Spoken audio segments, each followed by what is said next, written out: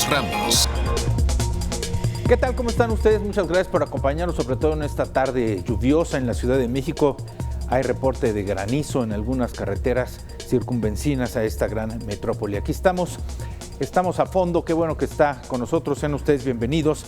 Y mire, mientras en el mundo los controles de seguridad en los estadios, en los espectáculos son rigurosos, aquí en nuestro país, aquí en México, las porras o los hinchas o las bandas o las barras, pues han multiplicado su agresividad, pero también su impunidad. Hoy se han rebasado ya los límites permitidos que el crimen organizado pues ha traspasado para provocar tragedias en las gradas. Fíjese usted, el mismo espacio que se tomó en la prensa internacional, la guerra de Ucrania contra Rusia, más bien de Rusia contra Ucrania, el mismo espacio le dieron a esta también, dígame, tragedia en el Estadio La Corregidora allá en Querétaro. Así está la violencia en nuestro país y así están las páginas que ocupamos y es la verdad una vergüenza. Ahora entendemos que los criminales están entre nosotros, incluso en las gradas de los estados. Están entre nosotros, pero cargados lo mismo de armas que de odio. Y esto es una auténtica vergüenza, porque mientras la autoridad desvía, distrae con otros temas, se está demeritando el Estado de Derecho. Y ese es un tema para tratar a fondo. Y como usted nos conoce y nos conoce bien, este programa está diseccionado, está dividido en 4 bloques importantes para debatir, para platicar, para analizar con usted. El primero de ellos es el salvajismo en las gradas. Lo que usted pudo apreciar, que no es la primera vez, no es la primera vez que usted observa esto, y ya platicaremos con nuestros analistas, pero incluso desde el mismo nombre de las barras de los hinchas, la Monumental, la Rebel, la que usted quiera, son desde la entrada un motivo de desafío. El bloque número 2, la corrupción de las autoridades. Mire, atrás justo de esta frase que usted ve en pantalla, está este policía que está hablando por su celular mientras la porra está atrás de él corriendo y haciendo destrozos, hiriendo a personas. Este policía no hizo absolutamente nada. Corrupción de las autoridades. Bloque número 3, las familias. Esta foto también fue emblemática en el mundo, las familias expuestas al crimen organizado.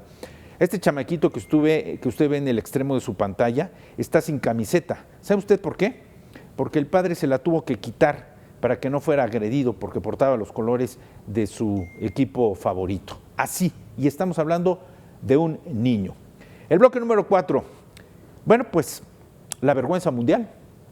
Ya también trataremos esto porque México ha recibido ya varias sanciones, no solamente en esta ocasión por el denigrante espectáculo en La Corregidora, sino por el grito homofóbico y otro tipo de arbitrariedades, como el impedir que entre el VAR, estoy hablando del Video Assistance Referee, este mecanismo de tecnología para revisar las jugadas y evitar que nuestros jugadores, los nuestros, engañen no solamente a la autoridad, sino también al público durante el evento.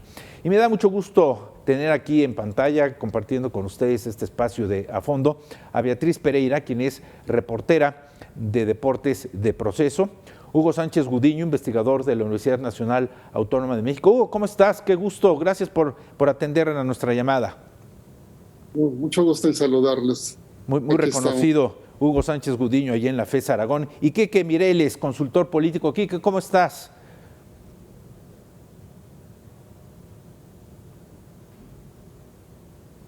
A ver, tenemos un problema de audio con Quique, ahorita lo resuelvo. Ahí está. Estar con ustedes y también compartir panel con compañeros muy, como tú dices, muy prestigiosos. La verdad estoy muy contento de platicar y de algo que nos gusta mucho, ¿no? Que es acerca del fútbol, política y demás. Fútbol, política, sociedad y ahora crimen organizado, lamentablemente.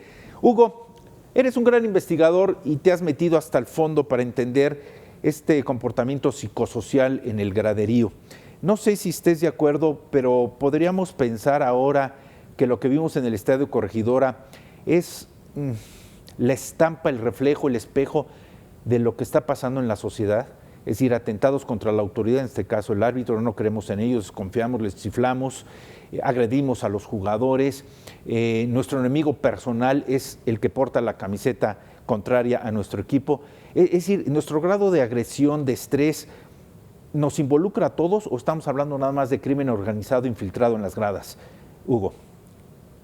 No, definitivamente es un fenómeno que involucra a todos. Allí el elemento que activó, digamos, este comportamiento violento, pues es justamente esta célula pequeña o grande de una barra brava que, digamos, prendió la mecha y simplemente se expandió, y hay un sector del público, de los aficionados, que en efecto llevan al estadio una parte de esa frustración social, de ese enojo social que todos los días pues los ciudadanos de a pie llevan a sus casas, motivo del trabajo, del desempleo, de las condiciones de vida y de este ambiente pues polarizado que vivimos. Entonces yo creo que se conectaron ambas cosas, un grupo violento incrustado en la barra brava, en el que hay tintes de pequeña célula del crimen organizado, y una gran masa de ciudadanos y de aficionados que inmediatamente se conectaron. La onda expansiva de la violencia se amplió y pues ya fue imparable, como suele ocurrir en conciertos, en grandes eventos masivos, donde una pequeña chispa puede incendiar toda la pradera. No sé, Quique Mireles, si estés de acuerdo conmigo, pero hasta donde la memoria nos alcanza, allá por los 80, cuando veíamos a los hooligans reventar estadios en la Gran Bretaña, no habíamos visto tal salvajismo como ocurrió en Querétaro. ¿Estarías de acuerdo conmigo? Híjole, yo creo que no. Yo creo que en nuestro país sí es una situación que evidentemente llamó la atención por ser una explosión de violencia que desafortunadamente tuvimos que ver, pero no se había visto en nuestros estadios. Pero estos temas de la violencia que involucra a las barras bravas en el fútbol, basta echar un ojo a Sudamérica, en donde pues incluso la gente que es aficionada del equipo visitante no puede ni siquiera asistir a un estadio. Es impensable que puedan asistir a un estadio. Por ejemplo, estamos hablando de la Liga Argentina, estamos hablando de algunas sedes en Brasil, por ejemplo, donde la violencia en los estadios es desgraciadamente algo muy común. Platicaba con una amiga de Colombia que vio las imágenes y decía, bueno, pero eso acá pasa seguido en la liga. Y le digo, el problema es que acá en México no. Acá en México no es algo normal, ni que queremos que se normalice, y es algo que pues evidentemente tiene que ser señalado y cuestionado, y también evidentemente los responsables ser castigados, ¿no? No porque en otros países se puedan dar estos sucesos de violencia frecuentemente, como los que comento, quiere decir que en México vayamos a permitir que esto se normalice en los estadios, o que permitamos que esto sea ya el pan de cada día en el fútbol. Beatriz Pereira, ¿cómo estás? Qué gusto que te integres a este panel. Bienvenida. Muchas gracias, Carlos. Mil disculpas por la demora, pero llovió en la Ciudad de México y eso entorpece todo. Sí, lo comentaba al principio del espacio. Dime tu primer apunte, Beatriz, sobre este salvajismo, podría decir inusual, pero parece que ya es cotidiano en las gradas de los estadios mexicanos. A mí sí me parece que la violencia ya es algo cíclico y sistemático en el fútbol mexicano, que quizá es la primera vez que vemos que con esta brutalidad o con este salvajismo, como tú lo defines, Carlos, no lo habíamos vivido y no había sido tan magnificado como en otras ocasiones, pero creo que ya tenemos muchos años hablando de incidentes, y no en la calle, en las gradas, enfrentamientos entre barristas, enfrentamientos con los cuerpos de seguridad pública, enfrentamientos con quien provee la seguridad privada dentro de los estadios. Entonces creo que es importante no minimizar, y creo que ya deberíamos de pasar de la fase de diagnosticar a ver cómo se empieza a solucionar esto, para que lo de Querétaro podamos decir que ya sea un incidente de verdad aislado, y que quienes van al fútbol no tengan que estar preocupándose por el miedo de salir huyendo o de ser lesionados por tratar de ir simple y sencillamente a divertirse en un espectáculo como es el fútbol. Maestro Sánchez Hugo, veíamos cotidianamente desde hace 20 días imágenes desde distintas partes del mundo, sobre todo en eventos deportivos, en donde la gente de pie ovacionando se solidariza con Ucrania ante los ataques que han tenido por parte de la fuerza rusa. Los estadios llenos de emoción, para que se termine esto, para llamar a la paz. Y justo en ese momento es cuando nosotros, ¿qué decimos? Nos golpeamos entre nosotros, nos herimos entre nosotros, nos intentamos matar entre nosotros. Así de dispar está el síntoma de emoción mundial, Hugo. Bueno, esta respuesta, digamos, de estas jornadas de paz simbólicas que han los directivos y los gobiernos de los estados han implementado este fin de semana, y bueno, en estos partidos, pues sí nos genera esta contradicción de que por un lado llaman a una jornada de paz a nivel macro, pero a nivel micro, pues tenemos una cultura de la violencia que está incrustada en esos espacios de entretenimiento y espacios deportivos. Tal vez esta campaña de la Jornada de Paz sea parte de lo que hemos visto a lo largo de los años cuando ocurren acontecimientos violentos como el de Querétaro, que por lo regular se lanza un mensaje de paz, la gente viste de blanco, se lanzan algunas palomas, se da la mano entre equipos rivales y se piensa que con ese mensaje se sensibilizará a los violentos. Desafortunadamente, las experiencias nos indican que ese tipo de mensajes no llegan a los grupos violentos, que son los que activan este tipo de conflictos como lo ocurrido en Querétaro. Entonces, esperemos que haya un cambio en esta estrategia de contención y de solución de lo visto en Querétaro. Estas primeras reflexiones nos abren la puerta para ingresar al bloque número 2, que es la corrupción de las autoridades. Porque bien a bien, a estas alturas, no sabemos qué fue lo que ocurrió ahí en la corregidora. Si fue una explosión de los fanáticos, si fue una actividad del crimen organizado, si estaban coludidos con las fuerzas de seguridad. Hemos visto imágenes impresionantes. Ahí estaba yo mencionando esta donde el policía está hablando por celular mientras la gente se está golpeando. Vimos a uno de los jugadores, Washington, así se llama, que se acercaba en el terreno de juego a un granadero para decirle, ve las gradas, ahí están peleando y no se movió. Vimos también otra imagen donde un uniformado con casco, tolete, estaba totalmente alcoholizado, lo treparon algunos miembros de la barra del Atlas y estaba saltando el policía feliz, intoxicado en el estadio. A ver, Beatriz, ¿hay corrupción de las autoridades? Es decir, ¿hay colusión entre el crimen organizado con las autoridades para poner en riesgo a las familias en los estadios? Me parece una pregunta muy complicada que creo que yo no puedo contestar, porque no tengo ningún elemento, evidencia que me permita sostener que eso ocurre. Lo que sí, digamos, puedo analizar en función de las imágenes, que son las mismas que todos hemos visto a través de la televisión o de las redes sociales, es que claramente los elementos de seguridad pública cometieron un acto de negligencia al abrir la reja para permitir que se encontraran las barras de ambos equipos. Y creo que nadie nos ha dicho quién es esta persona que abrió la puerta, si de verdad sí es un integrante de la empresa de seguridad. ¿Quién es el dueño de la empresa de seguridad? ¿Cuántos elementos tenía ahí? ¿Son empleados contratados de manera permanente con un sueldo fijo? ¿O son personas que fueron reclutadas en la improvisación sin siquiera saber que tenían, digamos, la capacitación para poder atender la seguridad dentro de un estadio de fútbol? Nos dijeron el número de elementos que había, pero no nos dijeron, miren, específicamente los que tú mencionas, Carlos, este que está aquí parado, sí es nuestro policía o no es nuestro policía. ¿Sabes? Como que esa rendición de cuentas no nos las han dicho y creo que estaría bien que lo hicieran para abonar a la transparencia, para que las culpas se repartan de la manera correcta y precisa. ¿Quién tiene la culpa de la seguridad privada? ¿Quién no hizo bien su trabajo en la parte de la seguridad pública? ¿Me explico? Entonces, si no tenemos esa información y los únicos que nos la pueden proporcionar son ellos, claro que no podemos llegar a conclusiones exactas, precisas, porque me parece que sí es muy importante que en hechos como estos no desinformemos y no alarmemos de más a la población como esto que ocurrió, ¿no? Con que sí hubo muertos y los están ocultando, ¿no? Que me parece muy grave que como periodistas no tengamos el cuidado y la sensatez de manejar la información precisa. Hay imágenes que tratan de demostrar que el pleito en el graderío se dio en un extremo del estadio simultáneamente al otro extremo, lo que anticipan que para muchos esto fue evidentemente programado.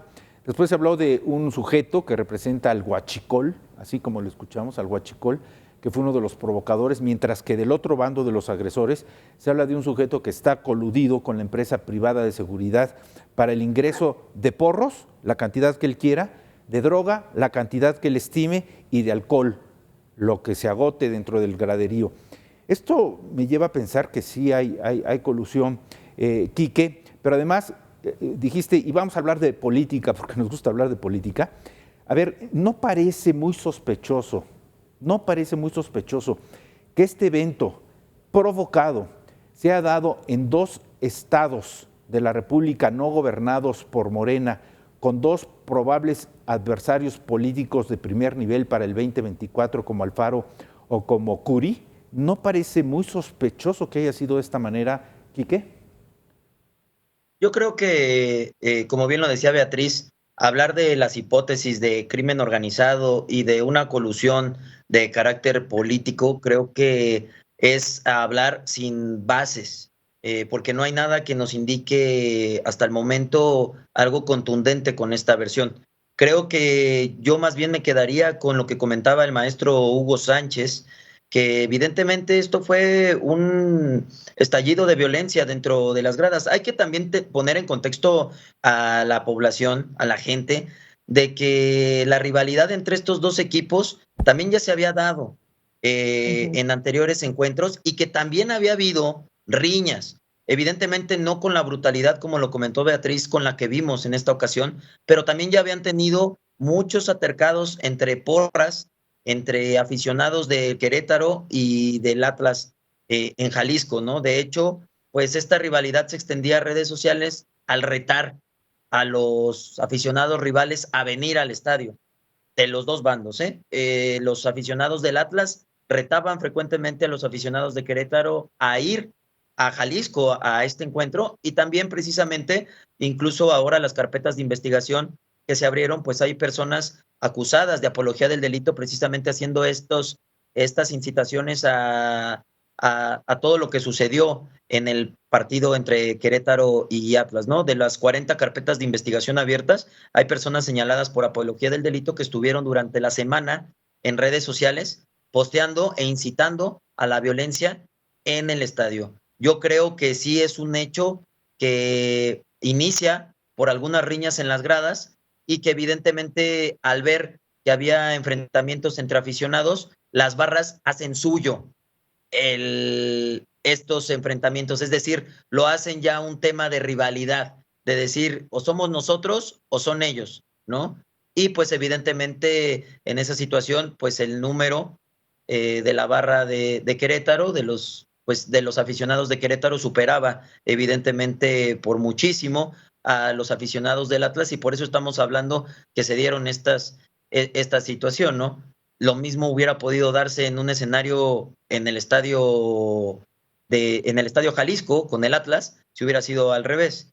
Sin embargo, creo que en el tema de la corrupción, creo que hasta el momento hay que dejar bien claro que en un evento privado también tiene muchísimo que ver y mucha responsabilidad el club.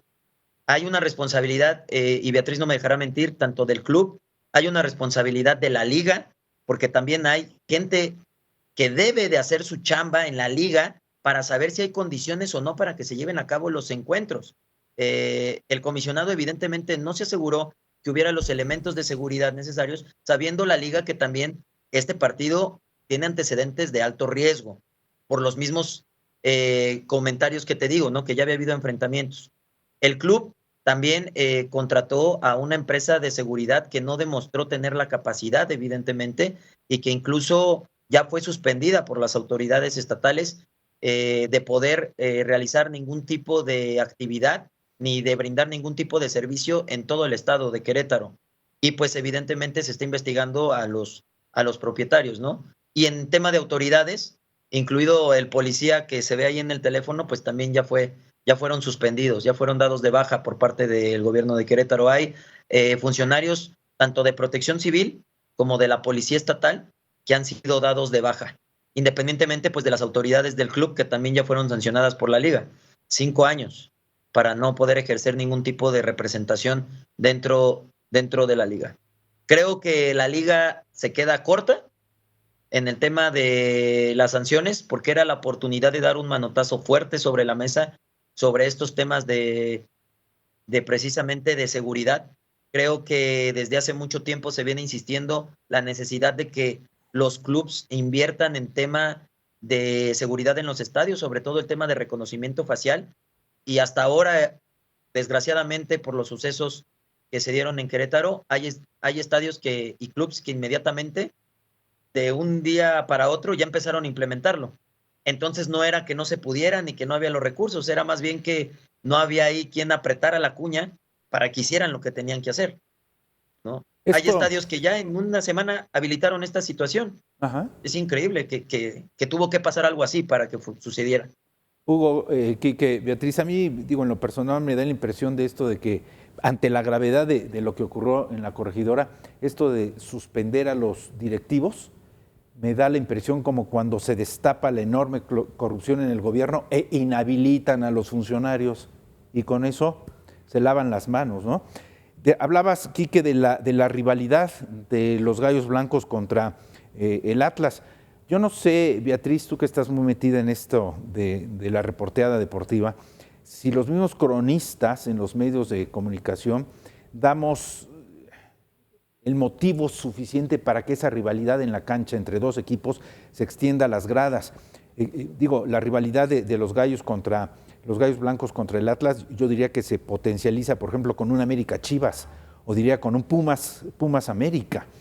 Y en este aspecto de la corrupción, Hugo, pues sabemos que los mismos clubs, lo decía Quique, los mismos clubs o los mismos directivos o los mismos funcionarios o directivos de la liga financian a las barras para que ocupen gran parte del graderío del estadio, para que se trasladen a las otras sedes donde su equipo va a jugar. Hugo, ¿qué piensas?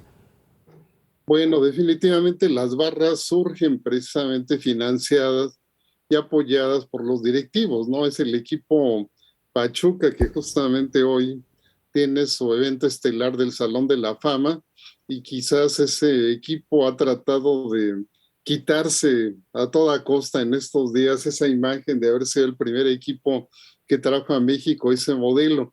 Y obviamente fue muy exitoso en ese momento, en los años 90, y después otros equipos lo copiaron y lo invitaron, pero ese éxito, digamos, de grupos de animación duró muy poco tiempo, porque una primera oleada de violencia se dio más o menos como en el 97, 98, y a partir de allí ya estas barras empezaron a cubrir en su seno, digamos, células violentas, ¿no? De jóvenes violentos. Entonces, aún así, los directivos les dieron apoyo económico, les regalaban camisetas, los boletos, les daban transporte cuando había juegos en otro lugar diferente a cuando eran locales, les daban hospedaje, es decir, durante, pues, es parte de estos años, los directivos fueron quienes patrocinaron a esos grupos, entonces allí hay un vínculo directo, no es, digamos, no lo llamaría corrupción porque hay un financiamiento directo y hasta transparente, porque públicamente lo han dicho en el informe que da la federación en estos días, en las sanciones que da. El propio Mikel Arriola reconoce que esos grupos son necesarios para la industria del fútbol. Los equipos requieren un grupo de animación. Hoy mismo que Puebla da a conocer pues una serie de medidas un poquito, me parece, más demagógicas y retóricas, como eso de no vender cerveza y demás. Los principales patrocinadores de este deporte son las cerveceras. No olvidemos esta última campaña de Corona, el sabor chingón, ¿no? Con una palabra homofóbica, que de ahí se deriva todo este vocabulario de palabras homofóbicas que hemos planteado en distintos momentos. Entonces, yo creo que no hay una corrupción directa, sino simplemente los patrocinadores y los financiadores de los grupos, pues de choque, estas barras bravas son los directivos hay un flujo directo de dinero y de apoyo, y bueno, ahorita están en la encrucijada, tal vez nada más de castigarlos administrativamente, pero no penalmente ni jurídicamente, y tampoco económicamente, porque no hay un castigo económico para los grupos, nada más no los dejan entrar al estadio. Bueno, eso es lo que dicen, porque yo creo que de manera individual van a entrar al estadio, o disfrazados o con otro nombre, pero más que corrupción hay un vínculo directo entre estos grupos y los dueños de los equipos. Haciendo énfasis un poco en lo que sentenciaba el maestro Hugo Sánchez, desde aquí un saludo al gran Toño Moreno, que justo en este momento, mientras estamos en vivo aquí transmitiendo, tienen el Salón de la Fama allá en Pachuca, un evento, por cierto, estelar de carácter y empuje internacional. Pero a ver, Beatriz, Hugo, Quique, nosotros que somos aficionados al deporte, al fútbol y que acudimos a los estadios, hablando de corrupción, lo menos que vemos es que a la entrada, al ingreso de los aficionados, digamos, normales, el que paga su boleto, pues son cateados, les quitan el cinto, no les permiten palos, no les permiten banderas, no les permiten nada, los van cuidando. En cambio, las porras, lo sabemos, desde la vía pública secuestran camiones y la policía, en lugar de detenerlos, los van escoltando para que lleguen sanos y salvos al estadio y entran como hordas, ellos sí, con cinturones, con palos, con bombas de humo, con cuetones, con todo lo que a la demás afición le prohíben. ¿Eso no es corrupción, Beatriz? ¿Eso no es colusión con las autoridades? Creo que es negligencia, creo que es tolerancia, creo que es tratar de vender que se llevan a cabo acciones que garantizan la seguridad de los aficionados en el interior de los estadios, pero que al mismo tiempo o de manera paralela han fomentado y han permitido una forma de privilegio con los grupos de animación. Pero es que además los grupos de animación o las barras bravas también son muy violentos, o sea, ellos imponen sus propias reglas. Si los que venden la cerveza fuera del estadio de Ciudad Universitaria es la Rebel, si los que andan por la calle haciendo relajos son libres y locos contra los de la adicción, y lo que tú dices, a veces los acompaña la policía, pero a veces se enfrentan con la policía, a veces los barristas se enfrentan con el aficionado común y corriente, pero a veces también se pelean entre ellos. Entonces las violencias se ejercen de diferentes maneras y con distintos actores, y a mí sí me parece que han tenido una posición de privilegio, buenos lugares, boletos, facilidades para que viajen, y yo te diría, no solo de privilegio, sino de una tolerancia a tal grado que esto que ocurrió en el Mundial de Clubes, es decir, que ya el aficionado de Monterrey que se gastó su dinero para irse del otro lado del mundo, supuestamente apoyar a Rayados, les terminan tirando sus hieleras con cabezas a sus entrenadores y a sus dirigentes administrativos.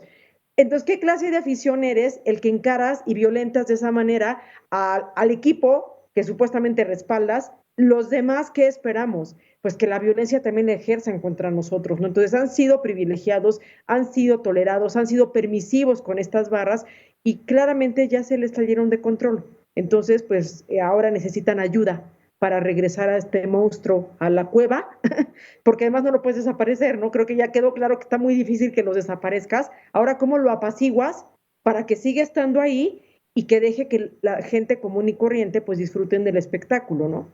Bueno, tan permisivos, Beatriz, y tanta tolerancia, lo he dicho, lo sostengo y lo digo nuevamente, que al término de los partidos de fútbol, los estadios, sus estacionamientos, los estacionamientos de los estadios se convierten en las cantinas más grandes del país, sin ningún límite, sin ninguna restricción. Y no solamente se toma, sino se huelen muchas cosas ahí que, bueno, y la policía no hace absolutamente nada. Ojalá sea nada más tolerancia, no corrupción. Vamos a una pausa. Esto es A Fondo. Regresamos.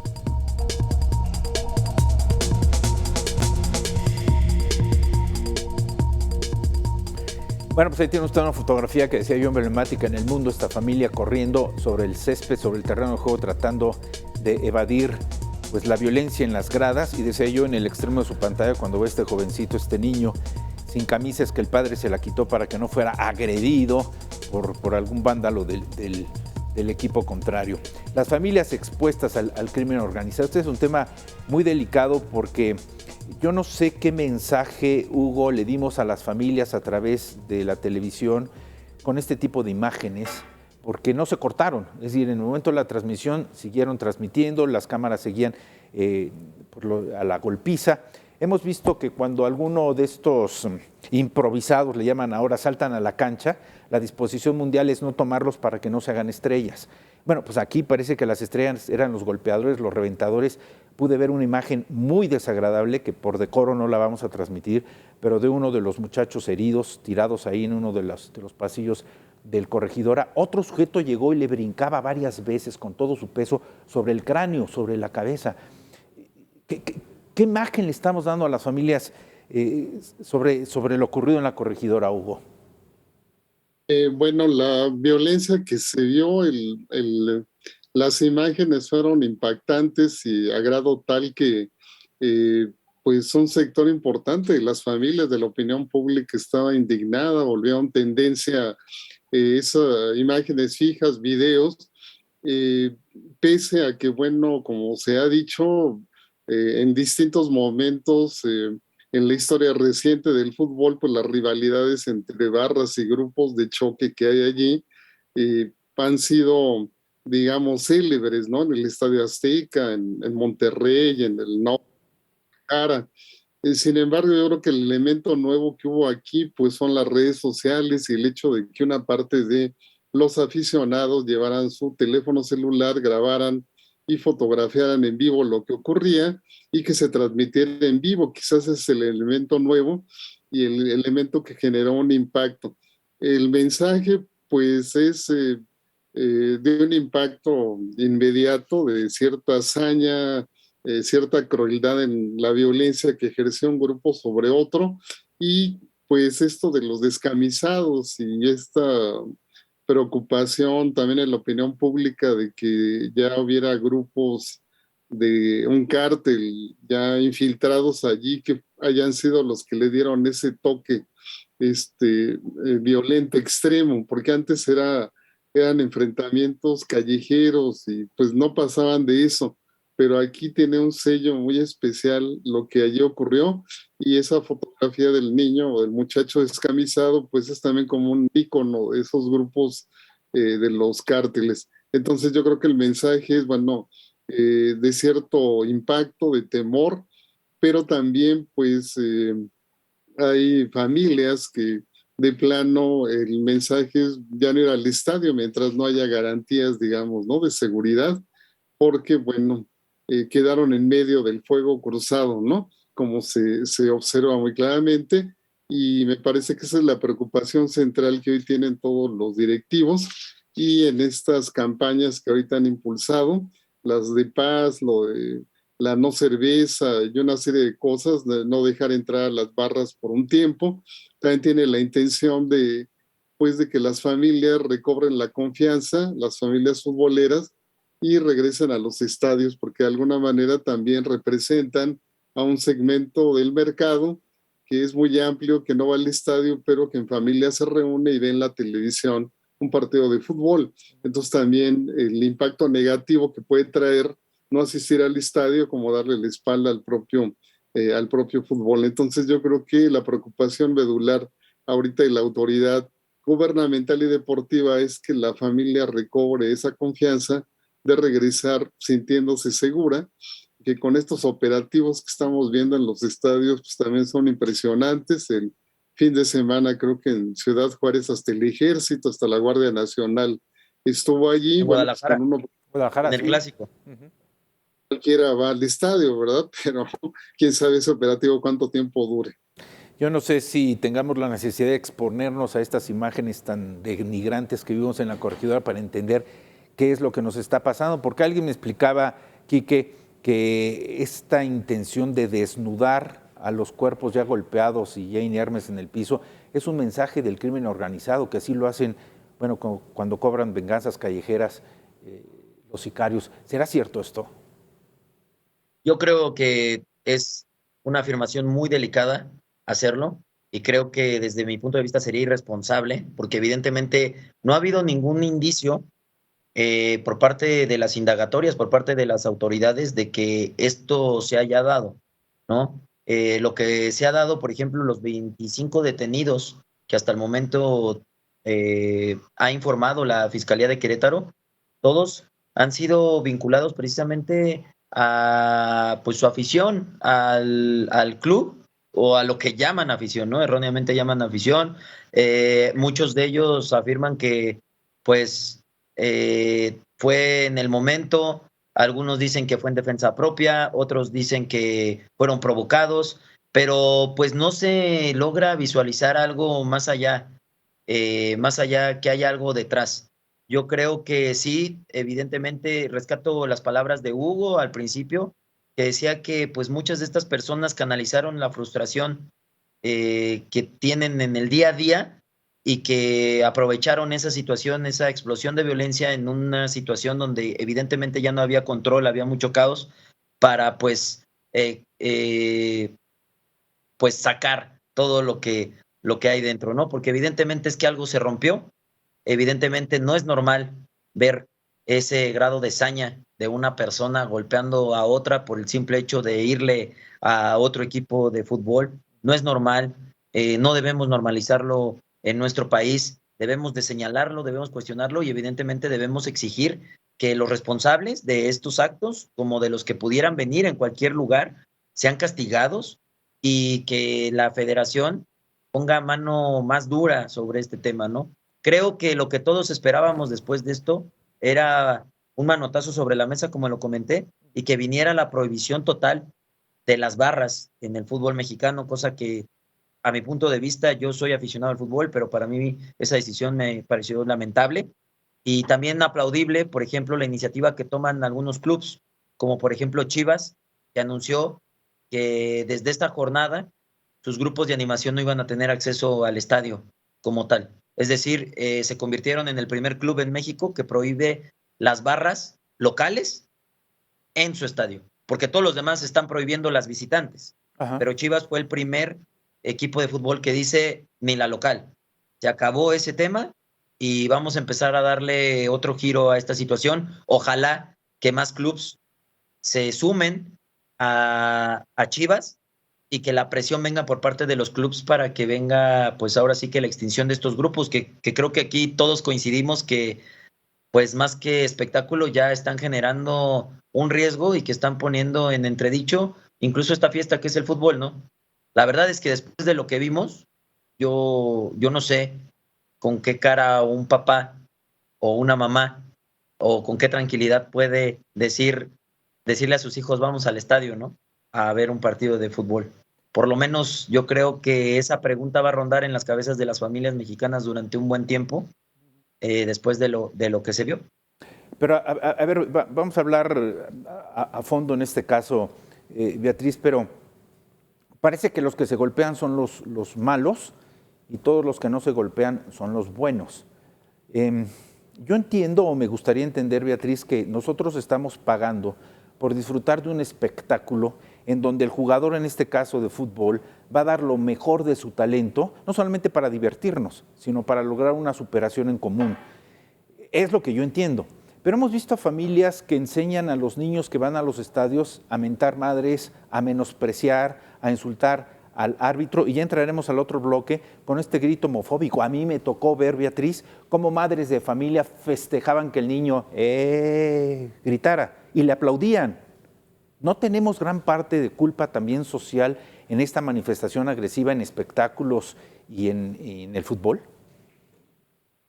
Pues creo que lo podemos separar, ¿no? Es decir, una cosa es que grites y otra cosa es que agredas físicamente, ¿no? Son niveles diferentes de agresiones, ¿no? Y yo plantearía, si no han podido controlar el grito, ¿cómo pretenden controlar la violencia física, ¿no? Que es doblemente complicado, ¿no?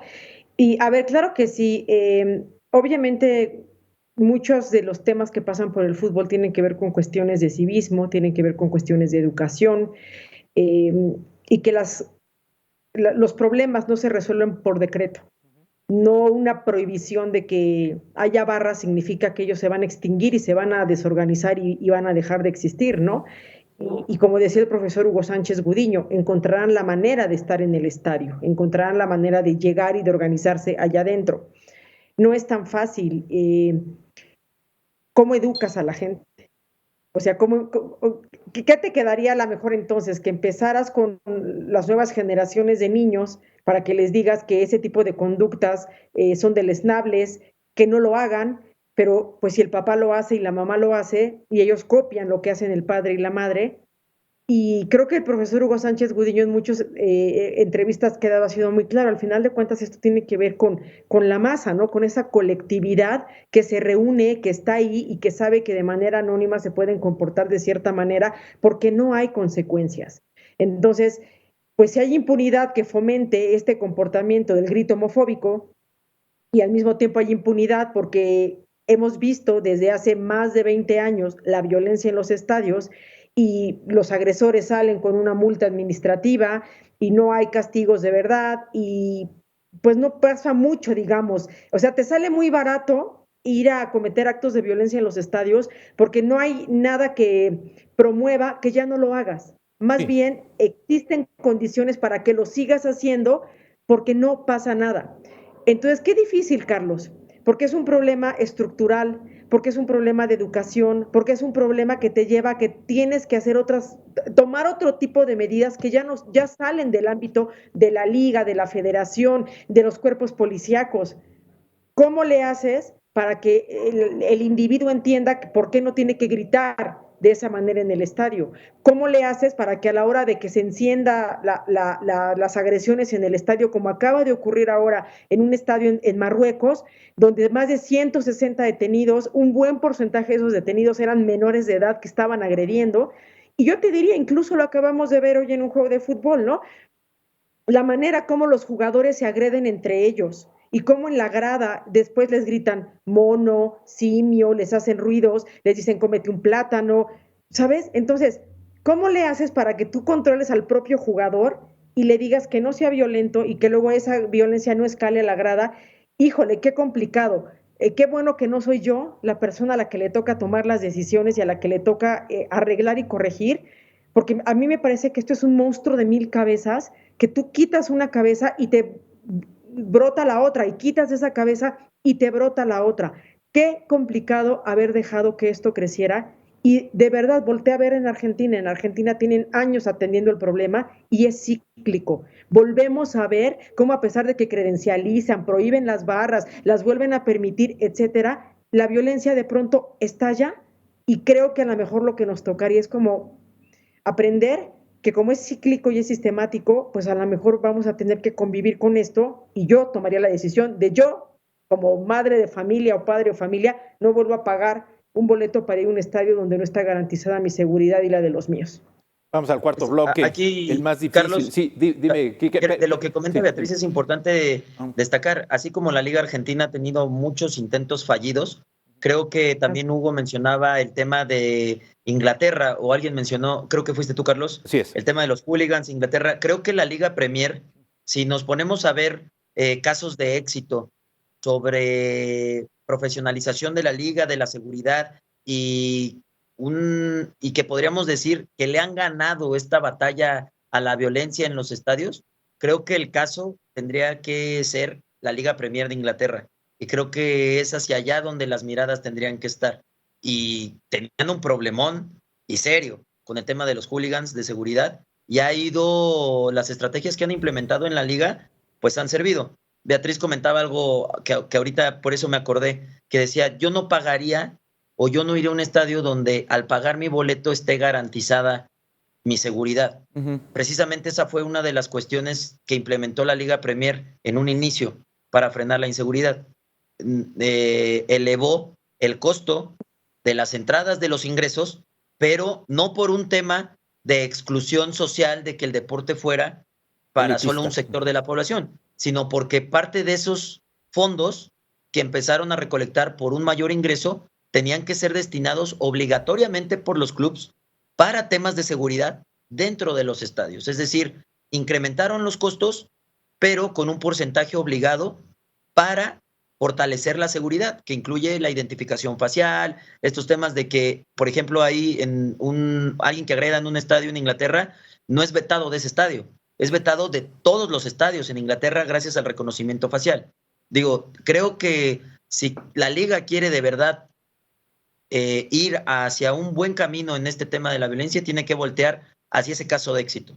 Bueno, No la sé qué opinen pregunta, los demás. la pregunta que nos hacemos todos es si somos la vergüenza mundial, porque bien decías, Quique, yo aplaudo el que el equipo de Chivas pues ahora someta a quedarse fuera del estadio a sus grupos porriles, pero si no mal recuerdo, el grito homofóbico, el de nació entre Chivas y Atlas precisamente por el cambio de unos porteros, si no estoy equivocado, Oswaldo Sánchez, y que por eso le empezaron a gritar de esa manera. Fue en el estadio Jalisco es donde inicia. Así es, ¿no? Y entonces, ¿qué? ¿Somos ahora la vergüenza mundial por la corregidora, por el grito homofóbico? Tenemos 6 minutos, vamos a dar 2 para conclusiones. Empezamos con las damas. Beatriz, ¿somos vergüenza mundial? ¿Deberíamos estar en el Mundial de Qatar? ¿Lo merecemos?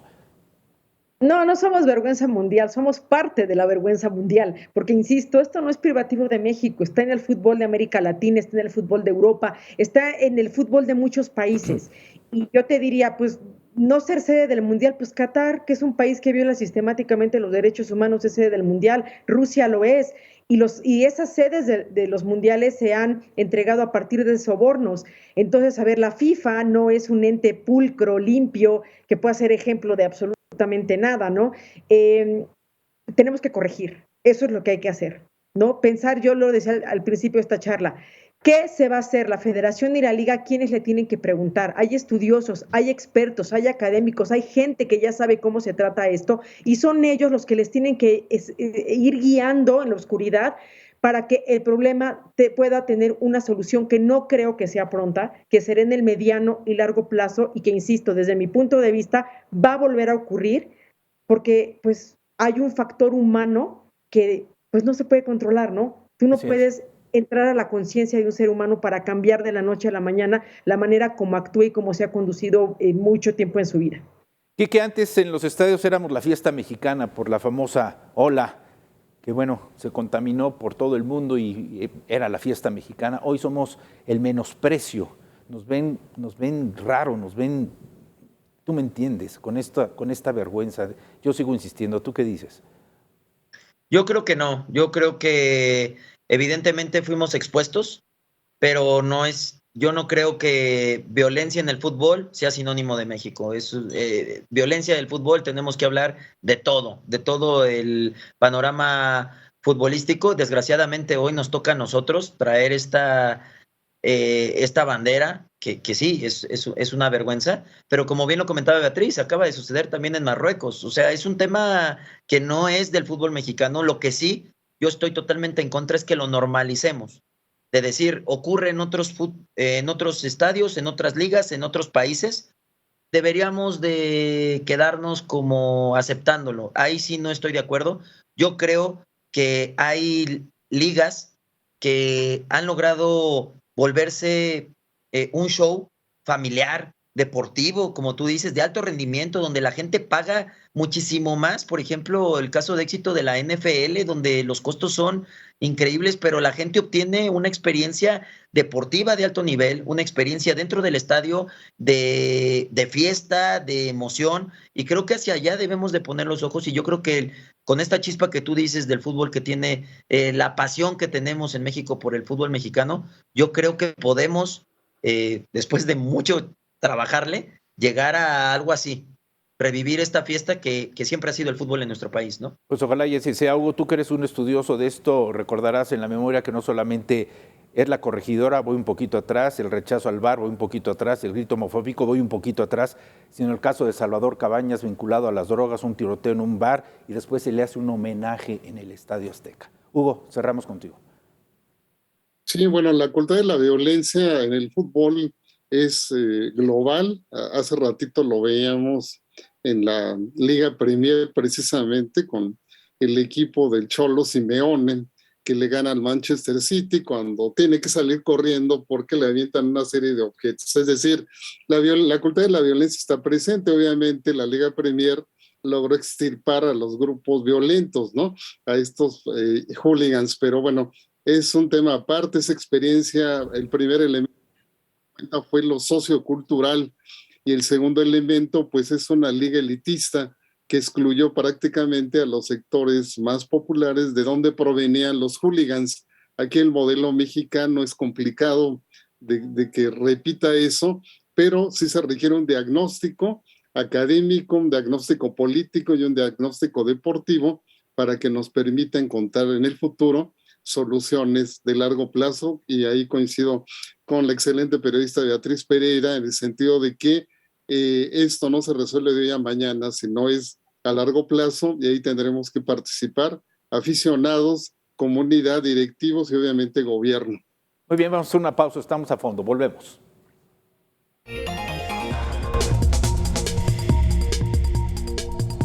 Bueno, pues este tema de crimen en los estadios, en los espectáculos, habrá de prolongarse porque esto no empieza ni acaba en la corregidora. Quiero agradecer a Beatriz Pereira, reportera de deportes de Proceso, haber participado el día de hoy con nosotros. Beatriz, muchas gracias. Muchas gracias a ti, Carlos Ramos, y un saludo enorme para todos quienes nos han hecho el favor de acompañarnos esta noche. Gracias, enorme académico, muy reconocido en la Universidad de México, Hugo Sánchez Gudiño. Maestro Sánchez, gracias. Muchas gracias, muy amable, por compartir el espacio con ustedes. Bueno, y si de consulta y de política se trata, ¿quién mejor que Quique Mireles? Quique, muchas gracias. No, muchísimas gracias, y pues un honor estar con Beatriz y con el maestro Hugo. Muchísimas gracias por platicar de esto. Gracias, y nos encontramos en la próxima. Y muchas gracias a usted por haber estado pendiente del contenido de este tema tan difícil como es el crimen en los estadios. Gracias, pásela bien, nos encontramos en la próxima. Y vamos ahora directo a las noticias. Yoli Ramírez ya tiene todo el paquete informativo que nos interesa. Me encanta darte un saludo aquí a ti, al auditorio, por supuesto. Me preguntaba sobre el Bronco. En minutos vamos a tener la última actualización y, por supuesto, también el debate sobre las escuelas de tiempo completo. ¿Qué van a hacer los padres de familia, que antes era la manera en la que solventaban precisamente el tema de educación, quién nos cuida al niño, cómo lograr que más o menos se acomoden en el nivel educativo? Si en todo caso es una austeridad mal entendida. Bueno, pues este tema, y en términos de educación, mayoritariamente está reprobada. La gente está rechazando esta disposición que lastima no solamente el ámbito educativo de los niños, sino también su bienestar y seguridad, bienestar económico y seguridad social. Estamos muy pendientes de tu informativo, Yoli. Muchas gracias. Gracias a ti. Vamos a hacer una muy breve pausa. Ya volvemos.